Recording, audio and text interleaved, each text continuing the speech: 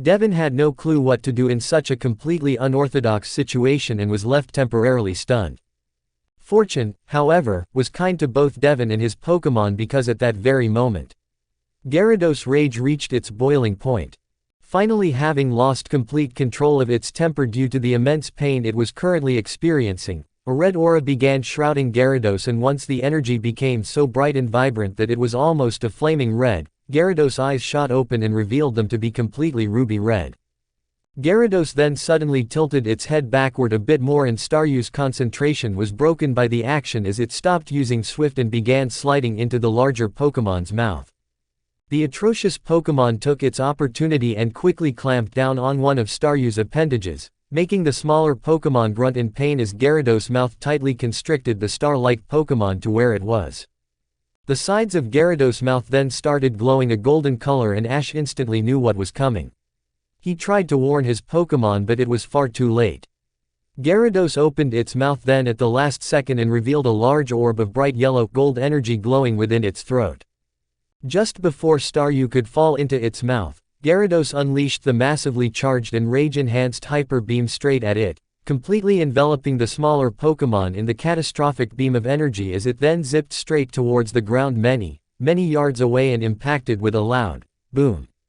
A huge sand cloud was kicked up around the impact zone, and Ash, his friends and Devon watched with bated breath as it cleared away slowly. Once it did, everyone saw a sight that they weren't completely shocked with. Staryu was lying in the middle of the large crater with scorch marks covering its body and the gem on its body blinking slowly. Ash's friends and Devon, the latter of which who was smiling confidently, believing that Gyarados had won the battle and thus brought them back from the precipice of a total defeat, all felt certain that it was over and that Staryu was out for the count. Ash hadn't moved or said a word, however, and just stared at the spot where Staryu was laying at intently.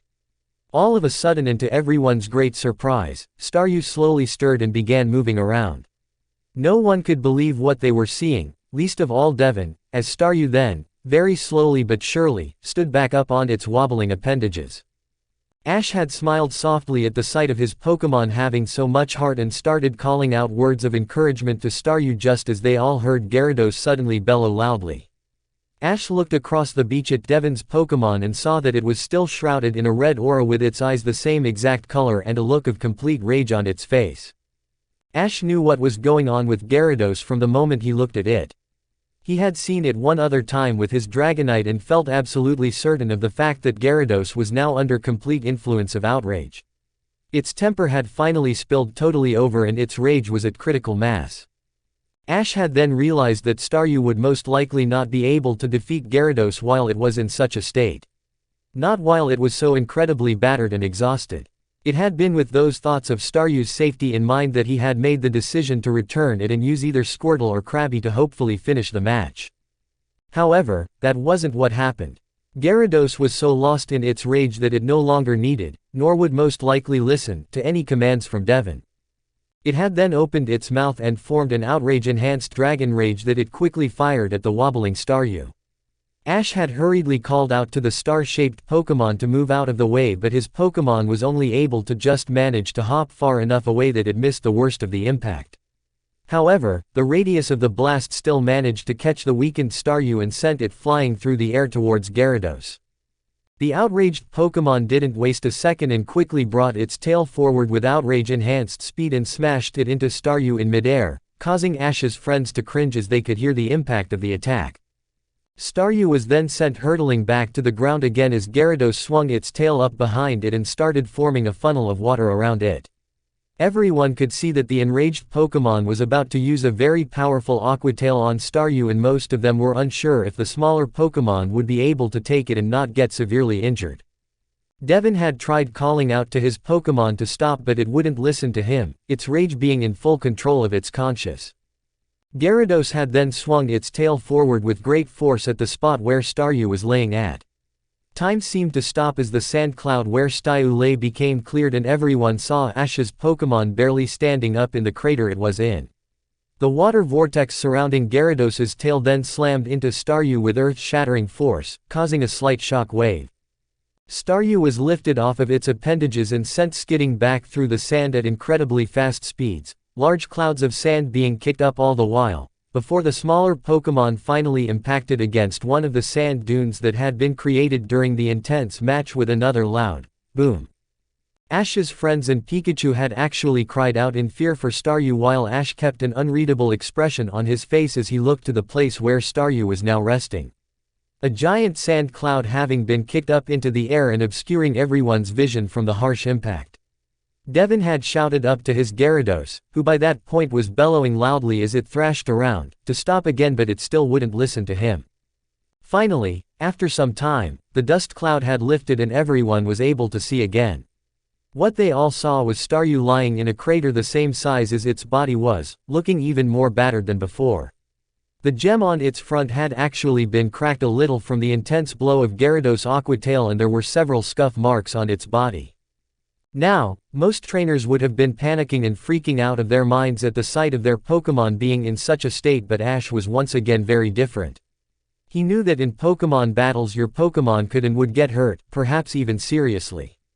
However, if a trainer truly knew their Pokémon's limits, they would be able to know just how much they could take before they were technically in serious danger. Staryu, along with Krabby, trained and fought with all of his Gyarados each and every day at the lab. Both of them sometimes getting greatly injured from the intensity of their battles if what Professor Oak told him was true. If those two could battle against his group of Gyarados, whom of which Ash knew that any one of them had greater power than Devin's did just by watching it battle, then he knew Staryu would be okay. Okay, yes, however he hadn't been sure if Staryu was still able to battle or not. Ash at that point had begun calling out to Staryu in a loud, calm, but yet also firm voice. He told Staryu just how proud he was of it for everything it did in the battle. He told it how impressed he was with just how strong it had become ever since leaving Melanie's cottage. How he was proud to call such a dedicated, loyal and strong Pokémon his own. He had also told Staryu that if it couldn't battle anymore, then it was okay to throw in the towel. It had battled incredibly hard and Ash wouldn't think anything less of it for taking a rest. Sometimes admitting defeat was the wisest thing to do in certain situations. Staryu had heard its trainer's words from the precipice of near unconsciousness and had begun to remember everything that Ash had done for it.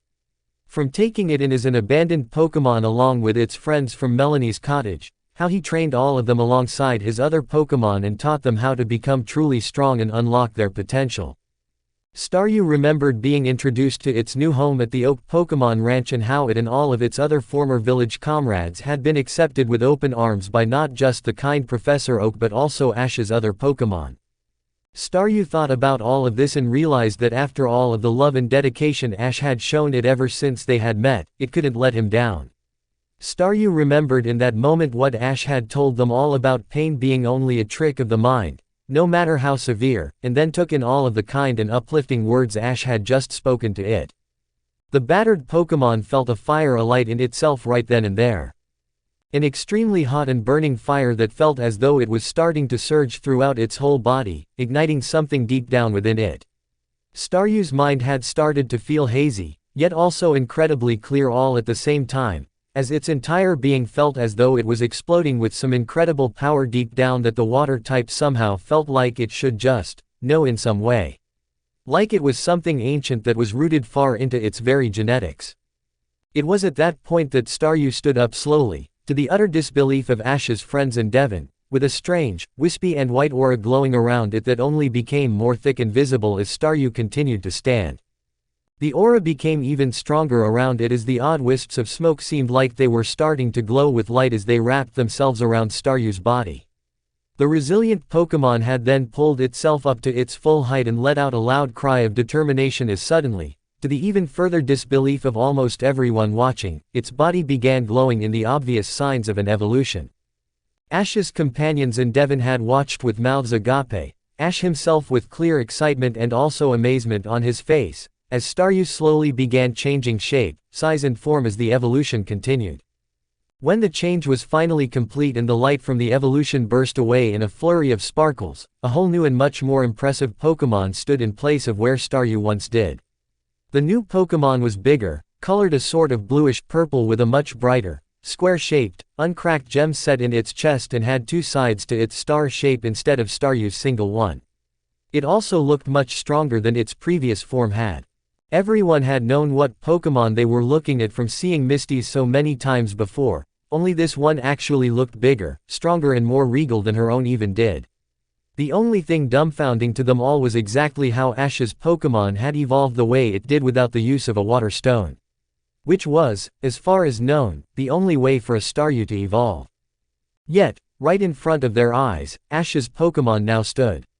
Fully evolved and looking not only completely healed from the damage it had taken in the battle before as a Staryu, but actually better than it had before the battle even started. It looked stronger, more powerful and even more confident than Staryu did before evolution. What it had evolved into was nothing short of one of the most impressive and powerful looking Starmie that any of them had ever seen fresh out of evolution. Everyone could only stare at the newly evolved Pokémon for a short while though before they suddenly heard Gyarados bellow loudly. They had then turned their attention towards Devon's outraged Pokémon and saw that it had a truly enraged look on its face at seeing that its opponent was not only back up and ready to go, but also seemed totally healed from the damage it taken. Before anyone could so much as blink, Gyarados suddenly charged forward as fast as it could with its tail surrounded by a large, swirling vortex of water. Just as Gyarados had made it to Starmie and brought its outrage-enhanced aqua tail around to strike it, Starmie suddenly jumped into the air and began spinning in a faster rapid spin than anyone had ever seen Misty's own do. It quickly spun up into the air and over top of the other Pokémon's tail, which had just come crashing down onto where it had been seconds before.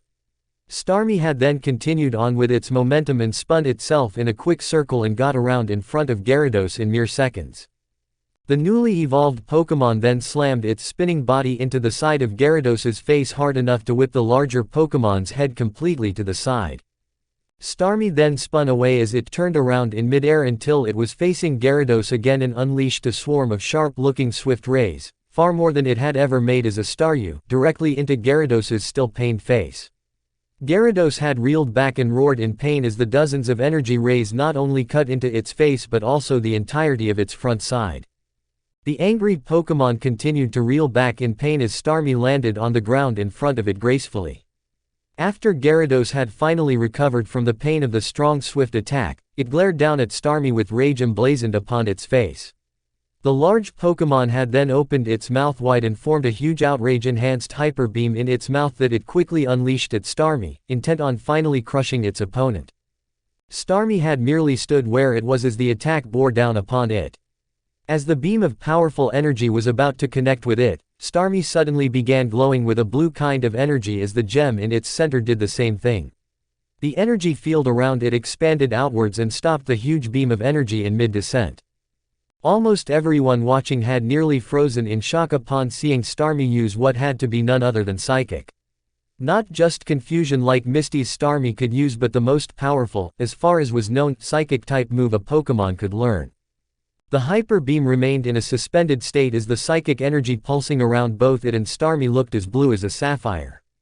Everyone had held their breath and Devon stared on with wide eyes at what was happening. Gyarados looked shocked that its attack was levitating in midair but its shock quickly turned to fear when at the very next moment, Starmie shifted the energy aura in an entirely different way. In one swift movement the beam of energy started falling towards Starmie again but quickly changed direction and started flying straight back towards Gyarados.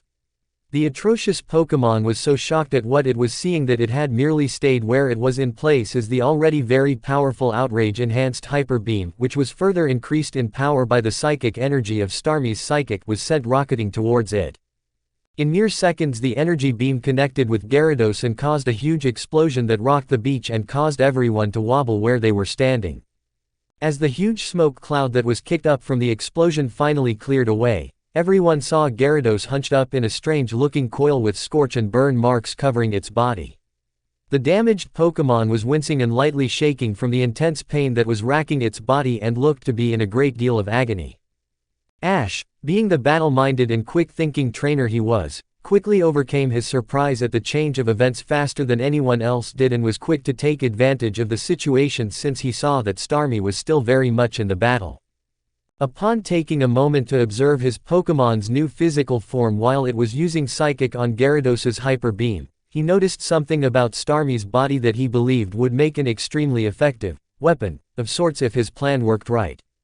He knew it was a long shot but he had to try it. Ash had then called out to Starmie while Gyarados was still frozen in pain and told it to do something that made all of his friends and Devin look at Ash like he was crazy. He told his newly evolved Pokémon to jump into the air and then spin itself in circles with an agility-enhanced rapid spin. He followed it up by telling Starmie to at the same time use Swift on the ends of both sides of its pointed appendages. He had then finished his command by advising the star-like Pokémon to brace for a lot of pain. Starmie began following through on the command and spun itself in circles in mid-air with rapid spin as it directed the attention of the gem in its center towards the ends of its pointed appendages. It started firing the sharp energy blades of Swift at the ends of its legs and instantly started grunting in pain as the energy stars actually started slicing away at the ends of the legs, on both sides of its body. Everyone but Ash watched on in disbelief and also slight fear as they saw the pointed ends of Starmie's appendages become quickly whittled away by the sharp energy blades of Swift. By the time Starmie had finished and stuck its legs back into the sand, the ends were much narrower, pointed and now looked, for all intents and purposes, sharp. Very sharp. Ash had then quickly commanded Starmie to attack Gyarados by using rapid spin and to make sure the ends of its legs came in contact with its skin. Starmie quickly took off spinning towards Gyarados, the ends of its now sharp-looking appendages on both sides of its body rotating in such a way that they looked like saw blades. They eventually came into contact with Gyarados' skin and the sharp ends of its legs left deep and painful-looking gashes in the side of the larger Pokémon's body as Starmie struck it with each pass. Gyarados roared in pain as it was sliced open and recoiled away as Starmie changed direction and did the same thing to its other side. Starmie continued to repeat this over and over again as it spun all around Gyarados while its razor-sharp ends left deep gashes in the blue-scaled Pokémon's skin everywhere they touched it. Gyarados could only bellow and roar in terrible pain as Starmie hacked away at its body like a saw blade cutting through wood. Devin meanwhile was absolutely dumbfounded at seeing his Pokémon being attacked by a technique he had never seen or heard of anyone ever even thinking of using before. After Starmie had sliced thoroughly into the skin of Gyarados' entire body with its rapid saucepan, the name that Ash would come to name the very damaging and painful technique, it then spun around in front of Gyarados and shot straight up into the air with its body facing downward as it started unleashing another volley of energy stars from its center down at Gyarados. The atrocious Pokémon reeled back from the further increased pain on its body that came from the powerful Swift attack and backed away with its eyes closed as Starmie started spinning rapidly back down towards it. The quickly increasing in speed star-shaped Pokémon added even more speed to its descent by using agility. Everyone down on the ground, specifically Devin, could only watch in shock as Starmie came down from the sky like a rocket. Right before Starmie impacted with Gyarados, it turned its body front side so its gem was facing downward. Ash was glad Starmie was doing this because if it were to hit the top of Gyarados' head with the now sharp ends of its legs, then it would have most likely split right through the formerly dominant Pokémon's skull and killed it. Before Gyarados could barely even look up, Starmie crashed down on top of its head with a resounding crash, causing Gyarados to completely buckle under the force and fall to the ground with Starmie pressing itself as hard down onto its opponent as possible. When Gyarados finally hit the ground, a huge cloud of sand and dirt was thrown up into the air and everyone was left to watch in trepidation for everything to settle so they could see the results of the impact. Once it finally did, they were all greeted by a sight that hardly none expected. Starmie was standing atop Gyarados' head, looking somewhat tired but really none the worse for wear. The Pokémon that Starmie was standing on, however, wasn't so fortunate. Gyarados had its head laying to the side in the sand with the rest of its body straight as an arrow on the ground. There were bruises and cuts all over its body and two big swirls in its eyes, showing that the enraged Pokémon had finally been defeated. After the shock of seeing the final result of the battle had passed, the match had been called in Ash's victory and Devin returned his defeated Pokémon. Ash's friends and the gym leader were further surprised when the gem in Starmie's center started to pulse vibrantly as the ends of its now serrated appendages began growing back to their original shape before everyone's eyes. Ash had been the only one not surprised by what Starmie was doing. He thought Misty would have known what was happening to his Pokémon since she had her own Starmie and Staryu, and also since she knew so much about water Pokémon.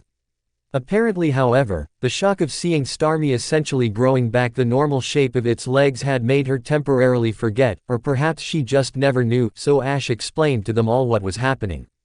He told them that he had known about Staryu and Starmie's ability to regrow their limbs since they were after all regenerative Pokémon and it was in their genetics. He had been playing around with different ways to possibly use the very ability he had had Starmie implicate in the match to an actual in battle, and the fight against Gyarados just gave them the perfect opportunity to use it. He had hated the fact that using the move would cause Starmie pain during the sharpening phase of the technique, but his Pokémon had understood and was willing to undertake the pain when he first brought up the move during training some time back. After all, if the training Ash had all of his Pokémon do taught them one thing, it was how to take pain. To say Ash's friends and Devon were impressed with his ingenuity and incredible battle tactics would definitely have been an understatement, and they had been just as fascinated as they were slightly wigged out by the obvious insanity that went on in his mind when it came to creating new moves and training methods. After Starmie had finished regrowing back the original shape of its appendages and Ash affectionately hugged and thanked his Pokémon for all its extremely hard and dedicated work, he returned it and had then had his post-battle conversation with Devon. Once the gym leader had thanked Ash for a great battle, complimented he and his Pokémon for a match well fought, and praised him for their battle styles and strategy, Devon presented Ash with his 9th gym badge. The Depth Badge. This badge greatly resembled and in fact looked almost exactly like the Cunning badge that Ash had earned from Ethan in Sarah's city. It was the same exact shape as the aforementioned badge but had a shape slightly more similar to a clawed tooth and was colored a deep sea blue. A fitting color for the name of the badge itself. Devon had been very impressed when he saw Ash open his badge case and place the newest one within it.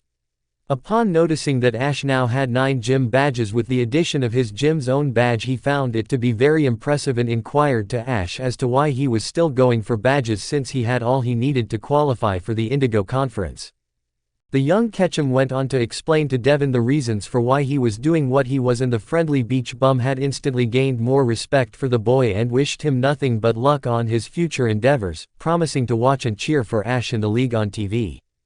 After Ash had thanked Devon again, he and his friends left the gym and decided to stay in town for the remainder of the day and visit the beach, which Devon had told Ash he would help teach him and his friends how to surf free of charge if they wanted, before leaving to continue on their journey the next day.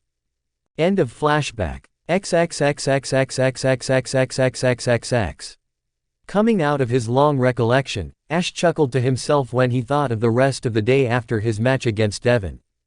Him, Giselle, Misty and even Pikachu, who had balanced on Ash's board with him, all managed to learn how to surf from Devon in only 2 hours of constant practice that afternoon. Poor Brock was the only one who seemed to be equilibrium challenged during the lesson, unfortunately. The teen could barely even stand up on his board, and every time he managed to stand up, the first big wave that came along would knock him head over heels and off his board, leading Ash, the girls, Pikachu and even Devon to desperately try and hold back their laughter at Brock's plight. Eventually the squinty-eyed stone ended up retreating good naturally to the shore after he realized that surfing just wasn't for him, and had happily began cooking lunch for everyone while himself, his own and Giselle's Pokémon watched their friends have fun on their boards out in the water. All of Ash and Misty's Pokémon had been out with them at the time since Ash had sent back his Krabby and got Charmander and Gastly in return, the former of which would have been heartbroken if he wouldn't have had the opportunity to enjoy a day on the beach.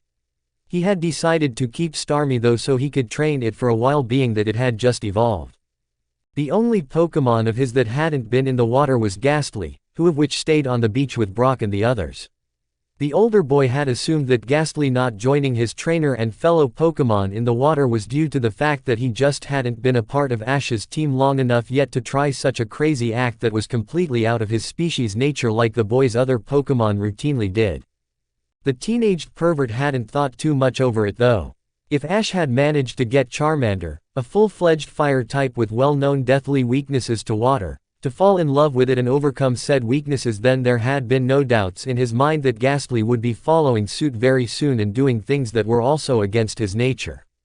Coming back to the present for a moment, Ash further chuckled at the thought of the trick contest that he, Misty, Giselle and Devon had had that day on their boards, and he could easily say that the highlight of the entire day, even more so than winning his 9th gym badge, was when Giselle fell off her board and led to him receiving the pleasurable experience of having his bikini-clad girlfriend land on top of him.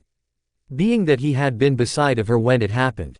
He blushed faintly at the thought and shook his head as he turned his colorful thoughts away from the past and towards another matter that had been on his mind ever since it had happened. The issue that was bugging him so much was Staryu's spontaneous evolution into Starmie without the use of a water stone.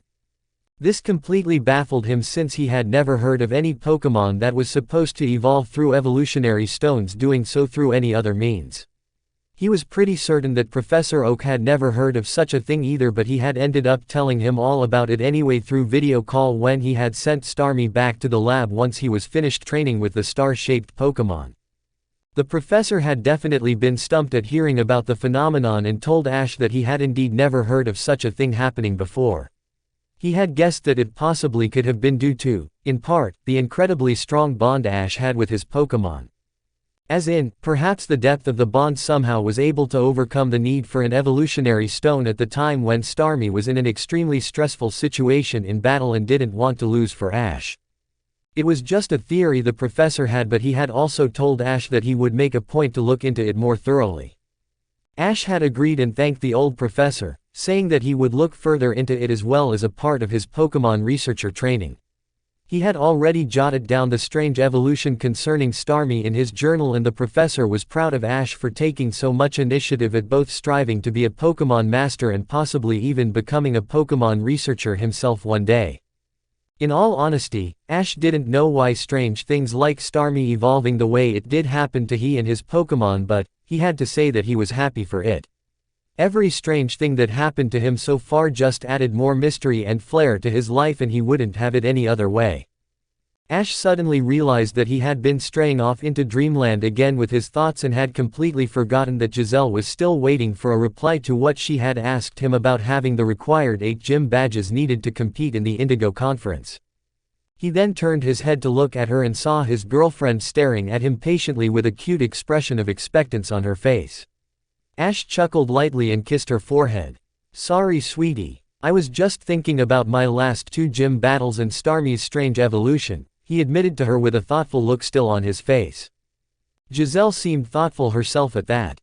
"Yes, that was really strange, wasn't it?" She then smiled at him warmly.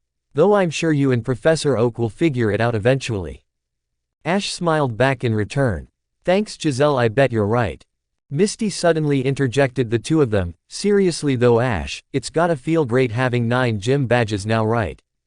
Ash looked back at her and smiled. "It sure does. I can't wait for the next 2 gyms we go to before Saffron City," he exclaimed anxiously. Brock looked up from his map. "Well, after the Butterfree Cliffs we'll then have to head to Shadow's Hollow for your next gym badge, Ash," he informed with a grim look on his face. Misty seemed confused. "Shadow's Hollow? I've never heard of that place before," she said with a finger to her chin as she thought back to if she had definitely ever heard of the town before or not. "Yeah, me neither," Giselle admitted. "Is it just not popular for anything besides the gym?" she asked curiously. Brock shook his head and put the map away before pulling out the book he had on all of the gyms of Kanto. "Actually, Shadow's Hollow isn't a very popularly visited place here in Kanto. It's barely considered a town in the first place and resembles more of a small, old village from what I've heard of it. Supposedly the town was one of the first settlements here in Kanto, even before the civil war between East and West, but never grew to a very well-known status like some of the other cities and towns our region is famous for. They don't really have any natural resources to distribute, no sort of attraction that makes it an ideal spot for vacationers, and the people are supposedly less than friendly." Brock looked down at the gym book again while continuing. "The gym itself is actually pretty new and apparently specializes in a type of Pokémon that's not seen often here in Kanto, and the gym leader is also rumored to use Pokémon that are mostly from the Johto region.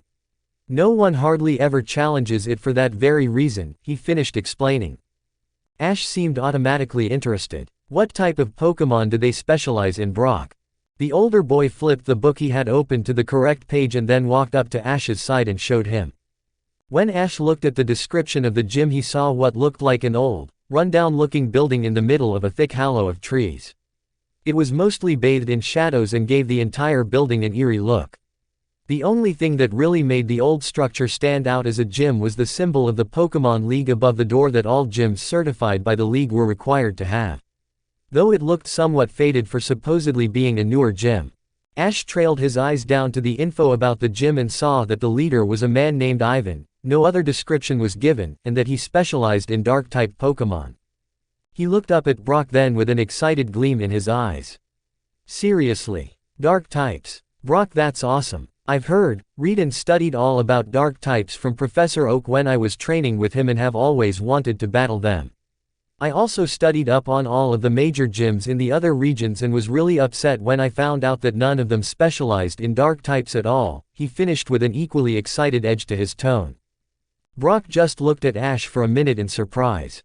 A lot of trainers would shy away from challenging a gym that specialized in a type of Pokémon that was very rarely ever focused on, and given the reputation of this gym in particular, the location, the people, the town and apparently even the gym leader himself, Brock was definitely surprised at Ash's unhampered determination.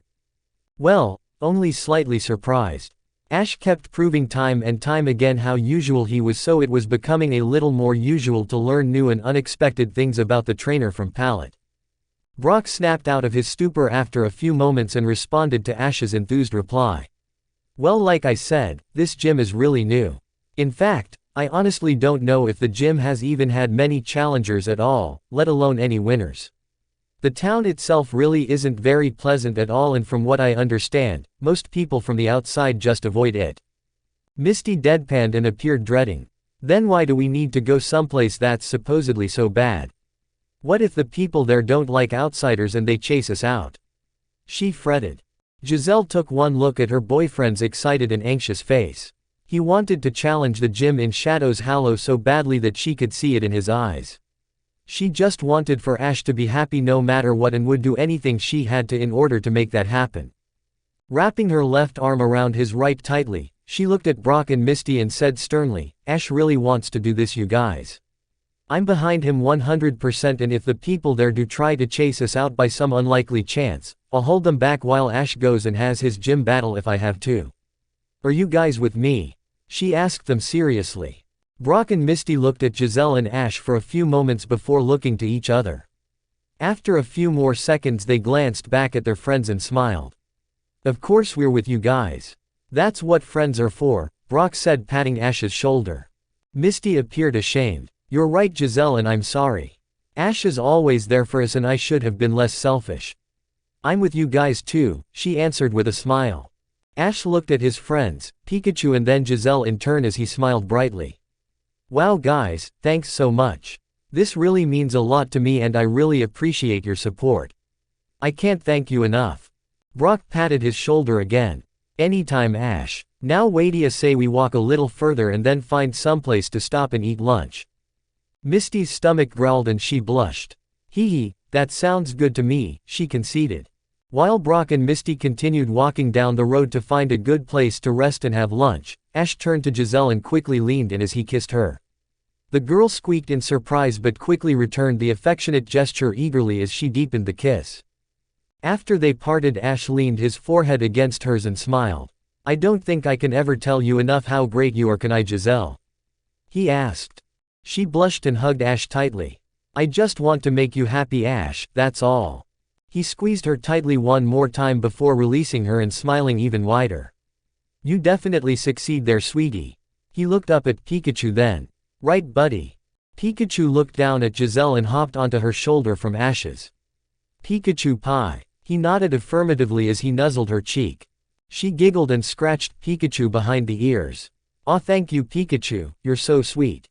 Ash chuckled and then took her hand in his as they started walking down the road again after Brock and Misty, hand in hand and leaning together closely while the three of them just basked in one another's presence. XXXXXXXXXX. The friends ended up stopping a short time later by the side of the road near some trees that made up a nice little shaded picnic area. They released their Pokémon shortly after settling down and were now waiting while Ash and Brock made the food. Ash taking the Pokefoot and Brock making the regular meals. Ash and Giselle had already taken time to train with their Pokémon and currently, only Ash's were still going at it hard. At the present time he had with him Squirtle, Bulbasaur, Charmander and Gastly, Pikachu not even worth mentioning since he was always with Ash. The boy preferred keeping a spot on his team open as often as he could for any last-minute send-offs he might make for one of his Pokémon back at the lab, or even if he added a new member to his family at some point.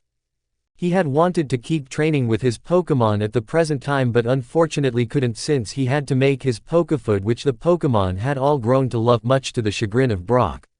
He and the older boy still swapped cooking duties, but it was more set in stone as to who had what job now. After Ash finished making the Pokéfood and adding the special ingredients, vitamins and other supplements his Pokémon needed for their training regimen into it, he distributed the dishes out to each of them and then sat back against a nearby tree while he waited for Brock to finish their food. Giselle walked by and looked down at Ash then. The two shared a silent communication with one another before Ash spread his arms out to her. The girl smiled softly at him then as she slowly sat down in front of her boyfriend in his lap and wrapped her arms around him, kissing him softly on the lips before turning back around and sitting with her back leaning against his chest. She took Ash's arms and wrapped them around her waist as she leaned her head back into the crook of his neck and closed her eyes contentedly. Ash leaned his head down on top of hers and watched his Pokémon eat. His gaze eventually fell on Gastly, who had used its unorthodox psychic powers to poof into existence a fancy one-seater dining table, complete with tablecloth, candle and floating violin that played a very eerie, yet soothing melody. Gastly had even transferred its food onto a very fancy-looking plate and had some silverware floating beside of it that brought each piece of food up to its face so Gastly could eat properly. There was even a fine cloth linen next to it that the ghost type would use to wipe its mouth off after each bite. At first glance it would seem to most people that Gastly was being serious in what it was doing, like it was trying to be proper, but Ash knew better. The moment he connected eyes with his newest Pokémon, he saw Gastly break out into a wide grin as its eyes shined with mischief. Ash chuckled and shook his head amusedly as Gastly did the same and went back to its meal. The humorous ghost Pokémon was always doing something funny for a good laugh and catching others' amusement, almost always. Taking the time to reflect on his time with Gastly over the weeks since it joined his team, Ash had to admit that there was much more to the Pokémon than met the eye. Well, it should actually be changed to he, since Ash had found out from scanning Gastly with the Pokédex that his newest Pokémon was actually a male. Something that should have been pretty obvious from the tone of Gastly's voice, but everyone made mistakes. One big thing that all of them quickly discovered about the ghost type was just how funny, good-natured and great fun he was to have around. Even though Gastly loved doing things for humor, he didn't pull any tricks that put anyone in harm's way or tormented them. At least, not since he had joined Ash. Honestly, the boy believed Gastly only pulled most of the mean tricks he had prior to joining the team, mostly out of boredom and lack of self-worth. Since he joined Ash and actually had a purpose now, Gastly became nothing but a joy to have around. Even all of the other Pokémon had grown to love Gastly, especially Ash's own. The ghost type definitely rounded out his battle team very well, and that was something he could say with confidence after putting the Pokémon through his new training regimen, both singular and team-oriented, over the past 3 weeks. The first thing he did before starting Gastly on his training program was the same thing he did before training all of his new Pokémon. He checked the ghost type out thoroughly with the Pokédex. It turned out that Gastly truly had a treasure trove of moves and even abilities at his disposal. He had the massive move list of Hypnosis, Lick, Mean Look, Curse, Nightshade, Shadow Ball and Confuse Ray. These were the moves he knew as a ghost type. However, since Gastly was a ghost psychic type hybrid, he knew the psychic type moves Confusion, Disable and Miracle Eye. It had shocked Ash when he realized that Gastly didn't know psychic and that the attack he had been using to create illusions, battle and perform many other incredible feats was nothing more than his ability to use very powerful confusion attacks. He hadn't even known that confusion had the capability to do any of those things until he met Gastly. This also made Ash wonder just how strong Gastly's psychic attack would be when he finally learned the move, which in turn, only served to excite him even further. However, the one move that captured Ash's attention the most, especially after learning that he would be going up against a Dark-type gym next, was Miracle Eye. He knew that this move enabled psychic types with the ability to hit Dark-type Pokémon with their attacks, which was otherwise not possible, and since he already planned on using Gastly in that particular gym battle, him knowing Miracle Eye worked out perfectly. Even though Gastly was only part psychic type, Ash didn't want to take any chances that his incredibly strong moves wouldn't have an effect on the gym leader's Pokémon, so he had really been training with him hard on the use of Miracle Eye, even though he had no dark types himself. Ash knew the match wasn't going to be easy, and that's why he was going to prepare and strategize out everything he could beforehand. Gastly didn't, surprisingly enough, realize that he knew Miracle Eye, but after hearing his trainer's plan of using him in an upcoming match against the dark-type Pokémon, saw the potential problem since he was part psychic type and didn't want to take any chances that his attacks may not be effective. He had then agreed in a rare moment of complete seriousness to work on Miracle Eye with Ash until he had mastered it. When Ash had scanned for Gastly's abilities, he was even further surprised to learn that not only did he possess the obvious ability of levitate, otherwise he wouldn't have been able to float in place, but he also had the psychic type ability Magic Guard. This ability prevented Gastly from being hit with any form of attack unless it was a direct, physical attack. Of course, Gastly was primarily a ghost type, so this meant that he was immune to direct attacks also. This would undoubtedly fool most dummy trainers into thinking they had an invincible Pokémon, since Gastly was technically resilient to both special and direct attacks, but Ash wasn't about to let that get to his head.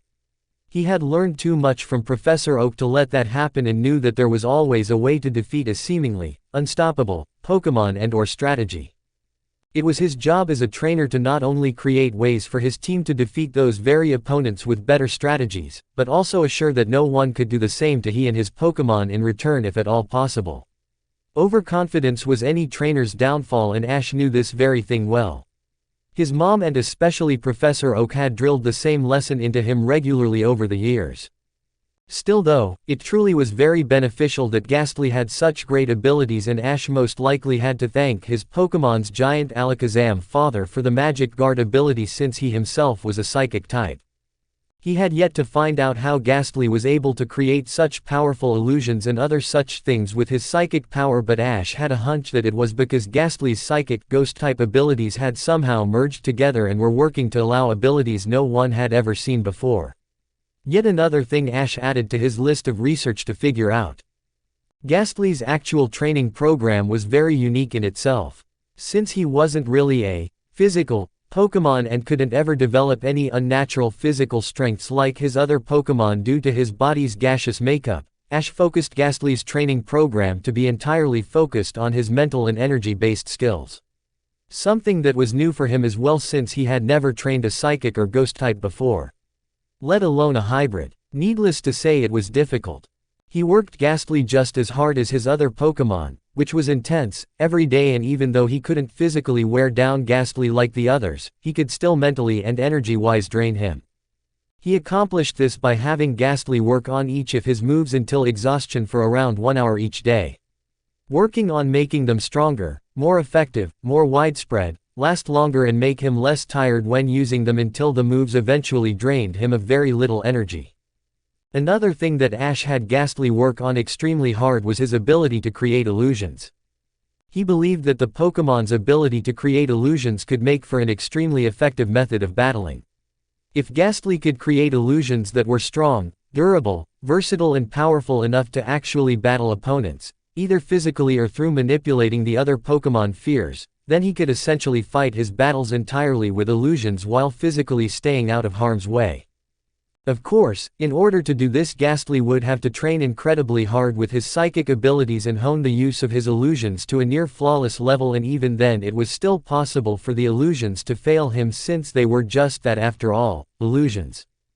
That's what Ash had Gastly work especially hard on, mastering his illusions to a point and degree that such occurrences would hopefully not happen to him during his battles. Or at least, not happen until he became extremely exhausted and unable to maintain the illusions. Ash would essentially have his Pokémon work on his illusions until the point of near collapse every day. Gastly would practice on making multiple illusions at one time, making area-wide, field illusions, create illusions while under constant fire of an enemy Pokémon. For this, Ash would have either one or all of his other Pokémon attack Gastly while he created his illusions, work on the time in which he could hold the projections, changing illusions instantly, conserving energy when making one, and just about every other method of training one could imagine for this particular area of skill. If it was mental, energy, move-based and/or psychic, ghost-type focused areas of skill and ability, then Ash had Gastly work on it. He was determined to make sure that everything his newest Pokémon lacked in physical prowess due to his physical form, he would make up for in every other way. After all, a Pokémon with great mental, spiritual and energy-based abilities could defeat a physical powerhouse any day. Brain over brawn always triumphed. Ash had heard all about one of the Kanto Elite Four members, Agatha, and her strongest Pokémon, which happened to be a Gengar. It had been a long time since someone had taken the Kanto Champions League challenge, but Ash knew from all the studying and watching of old battles he did just how strong Agatha's Gengar was. Many a horror story from trainers who had battled her spoke of the terrifying power that her monster of a ghost type possessed. Its ghostly abilities and power was unmatched and allowed it to pretty much steamroll over all 6 of a challenger's Pokémon without even trying. This wasn't a feat to be taken lightly either, since the challengers of the Champions League were not only winners of that year's Indigo Conference, but they also would have had to have defeated both Prima, Lorelei and Bruno to even make it to Agatha in the first place. For one middle-aged woman to completely annihilate those same challengers' entire team with only one Gengar was almost incomprehensible. Needless to say, Agatha hadn't lost a match in many years, which meant that Lance himself, the champion, hardly ever battled. It was truly impressive and awe-inspiring to be sure, but it only made Ash that much more anxious to battle them all himself and spurred him on to train even harder with his Pokémon. He knew that his Gastly could eventually become much stronger than Agatha's own godly powerful Gengar with enough time and effort, and it showed with the training they had been doing every day for the past 3 weeks. True, it would take a lot of training, much more experience and not to mention time, but that did nothing to wane his confidence. His 8th and then 9th gym badges had lit an even hotter fire under Ash and caused him to train himself and his Pokémon to even harsher levels. He had even called Professor Oak at the lab and told him to relay the message of increased training time to his Pokémon that were staying with him and had been training himself, Pikachu, Squirtle, Bulbasaur, Charmander and Gastly into the ground. He knew Gastly's training was effective because every day after their long training bouts, the Pokémon would float to the ground until he was touching it and then gasp and sweat, yes sweat, in exhaustion. Muttering good-naturedly all the while about slave-driving trainers, devil children, and Ash could even swore he heard on more than one occasion Gastly crying out for Artiana during the final few brutal minutes of their training sessions together. So, with all that said, it was definitely safe to say that the ghost type's training was so utterly effective that he always ended up completely drained, both mentally and energy-based wise, at the end of it all. In fact, Gastly couldn't even levitate or create an illusion as simple as a puff of smoke after training was over. Even though it was tough, however, and Gastly admitted that he had never worked so hard or been so exhausted in all his years of living, he still couldn't have been happier with his decision to go with Ash. Gastly felt for the first time ever that he actually had a family comprised of others besides Artiana, and to him, that was more precious than anything else he could have ever possibly been gifted. The fact that he felt himself getting stronger every day made it all that much sweeter, but mostly, Gastly was just happy to feel like he finally belonged. It truly did Ash's heart good to see all of his Pokémon getting along so well together, and how Gastly's face would light up every time they would all train, talk and just generally fellowship any chance they had. The ghost type had finally found acceptance and happiness, and he was beyond glad for it. Obviously it helped matters for Ash that the 5 Pokémon eating in front of he and Giselle were a powerful team together, which was proven true by the team training sessions they did every day, and how Gastly's abilities made the Counter Dome even more powerful, but it was mostly the family, companionship and bond between them all that truly mattered to him the most. As he continued to watch Gastly eat, he started thinking about the process he had to go through in order to create his newest Pokémon's nutritionally rich meals. The process behind it was the same as it was, generally, for the rest of his Pokémon, only slightly different. He knew he had wanted Gastly to get the same energy, health, growth and power-aiding supplements his other Pokémon received in their food, so that was the foundation he started off with. The problem he encountered was creating a meal plan for Gastly that he not only enjoyed but would also help boost his psychic and ghost-type power. The way in which he did this was fraught with trial and error for the better part of a week after he first captured Gastly. leading to his Pokémon eating food he didn't enjoy for that time period.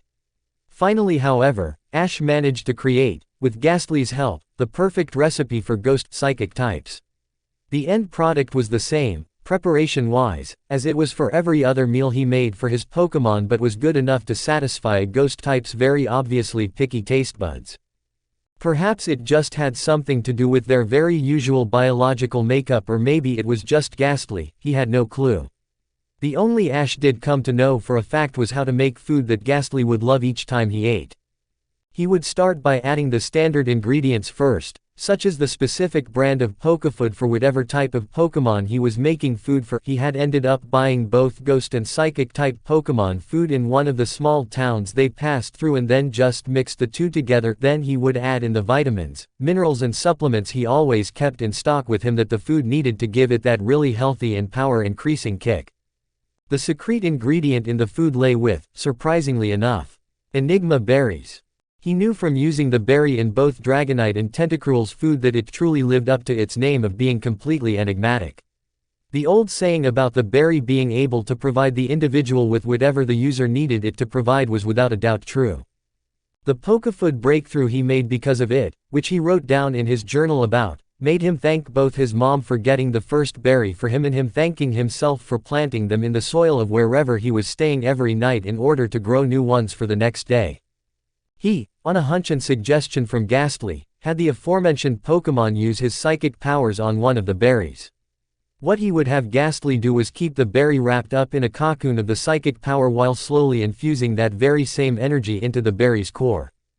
Ash had told Gastly to focus on what he needed the berry to provide in his food while he was infusing the psychic energy into it, and hopefully, those mental influences boosted by the psychic waves would help make the berry not only allow the food to taste great but also provide it with all of the psychic ghost-type power-boosting nutrients it needed that the standard capsule and powder form supplements weren't giving him.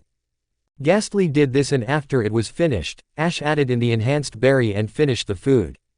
Upon Gastly tasting the recipe, he fell in love with it straight away, and sometime after eating it, he and Gastly had trained together. The benefits of the new food wasn't seen to an extensive degree since it hadn't had a chance to build up in his system yet, but Gastly's power was definitely stronger, even if only by a small degree at first.